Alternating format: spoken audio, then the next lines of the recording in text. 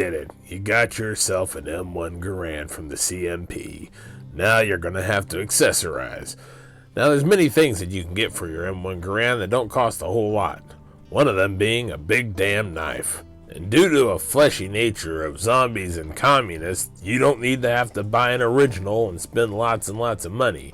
All you have to do is spend enough to get yourself one of these communist Chinese copies of a great American blade. This is the full-length original 1930s era M1 Garand bayonet you would have seen early on in the war and in the Pacific Theater. The Chinese copy's not bad. I mean, a hard metal knife with an edge on it's a hard metal knife with an edge. Know what I mean? It comes with this plastic sheath that protects it and goes onto your Alice gear and your web gear. Yeah, none of this BS Molly crap here. No Velcro for me. This next bit of kit was given to me on my birthday by my missus. It's a grenade launcher. It's marked up so that you can use a graph to be able to tell how far you want to launch your grenade for your destructive purposes. Also for playing lawn darts like a man. Now, the plug on the adapter pushes down into the gas plug so that it diverts energy out the barrel, giving that grenade a little extra oomph and a little more yardage. When installing the grenade adapter, it works just like a bayonet, with part of it going over the tip of the barrel and locking into the bayonet lug. Just like this.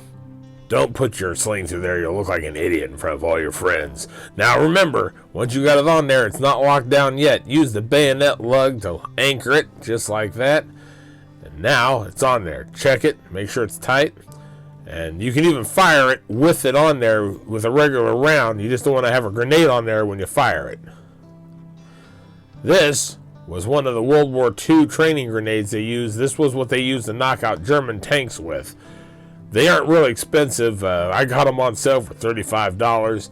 They look real nice, they're high quality, and they look good in your kit or on your rifle on display. Now this M31 rifle grenade here, this is the training dummy. This was the creme de la creme of rifle grenades. This thing could knock out a commie tank at 300 yards. They even made some that were rocket propelled also to give them extra oomph. This thing can beat all the hell. I mean, what do you want? It was free, right? And I'm in the middle of restoring it. I think it'll look good once I get it buffed out and put a fresh coat of paint on it. But because those things are expensive and I'm a creative DIY kind of guy, I made myself one of these here do-it-yourself training grenades using my 3D printer to make some fins, some copper coupling, and a rubber ball.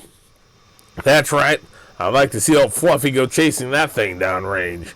And because it doesn't weigh as much as the regular rifle grenades, the recoil on it is next to nothing. So it makes it more fun. Now you may be asking yourself, how in the hell are you supposed to sight in something like a rifle grenade? Well, you gotta have yourself a sight. And this is the canvas case that the sights came in. It also come with the mounting equipment, which is a plate with 2 screws. You got to print yourself out a jig to be able to make sure you get it lined up right. And then it comes with the most important pieces, instructions. If you don't want to screw it up like a boneheaded idiot, make sure you read the instructions first and you put it together right the first time. You put the mounting plate on there and the sights just click onto the side of it. Now this is it. Never been opened, never been issued, still wrapped in its greasy wax paper grenade rifle sights. The big question is are the bubble level, is it dried up and broken? Because you never know until you open them, and I've seen them broken and I've seen them whole. Here we go, and yep, there's a bubble. That's the important part. If you see the bubble, you know you're golden. Because you'd have to be insane to shoot this from the shoulder, I figure that the iron sights that you put on the side of the rifle are as if you're laying prone. That's why you can line it up on an enemy bunker, a group of zombies coming around the corner, or maybe that Google bot that's finally decided it's having enough of being hit with a hockey stick. I know I would. Hit me with a hockey stick and don't see how I revolt.